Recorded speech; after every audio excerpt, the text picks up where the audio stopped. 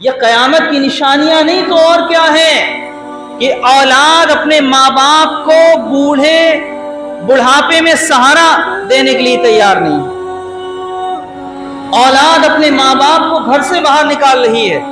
اولاد اپنے ماں باپ کو دھکے دے رہی ہے، مار رہی ہے، ظلم و ستم کر رہی ہے. ان کی جو ضروریات ہیں، ان کے جو خرچے ہیں، اولاد وہ پوری نہیں کر پا رہی ہے. جو ماں باپ ہماری بے چینی، ہمارے بخار میں بے چین ہو جاتے تھے، اپنی پراپرٹی داؤں پہ لگا دیتے تھے، بیچنے کے لیے تیار ہو جاتے تھے کہ ہمارا بچہ صحیح ہو جائے، لیکن آج ماں باپ بیمار ہو جائیں تو ہم سوچتے ہیں کہ علاج ہمارا فلاں بھائی کرائے، فلاں بھائی پیسے خرچ کرے. یقین جانیں کہ ماں باپ 1 درجن بچوں کو پال سکتے ہیں، لیکن 1 درجن اولاد 2 ماں باپ کو نہیں پال پا رہی.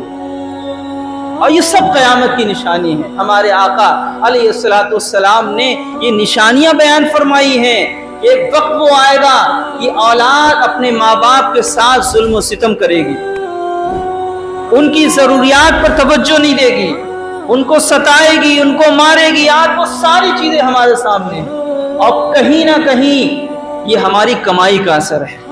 چاہے وہ ہماری لائن ہو، چاہے وہ آپ کی لائن ہو، اگر آپ نے ذرہ برابر اس میں کوتاہی کی، رزق حلال میں آپ نے توجہ نہیں دی، تو یقین جانے اس کا اثر غلط نظر آئے گا. ہماری اولادوں پر اس کا اثر دکھائی دے گا، اور دکھائی دے رہا ہے. اولاد ہماری بات ماننے کے لیے تیار نہیں ہے، ہم سے اونچی آواز میں بات کرتی ہے.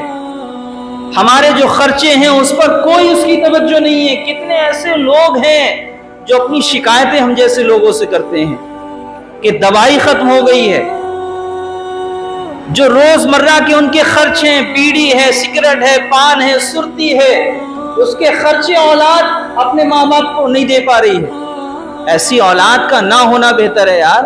اولاد تو وہ ہے کہ اپنے ماں باپ کی پریشانی میں بے چین ہو جائے. اگر ماں باپ کو زکام ہو جائے تو ماں باپ سے زیادہ اولاد کو تکلیف ہونا چاہیے کہ یہ وہی میرے ماں باپ ہیں کہ جب مجھے پریشانی ہوتی تھی تو یہ بے چین ہو جاتے تھے. اور آج ماں باپ بے چین ہیں تو اولاد کو کوئی مطلب نہیں ہے. اولاد کسی طریقے سے اپنے والدین کے ساتھ حسن سلوک کے ساتھ پیش آنے کے لیے تیار نہیں ہے. لہذا آج کی مختصر سی گفتگو کا محاصل یہ ہے کہ حلال کھائیے، حلال کھلائیے.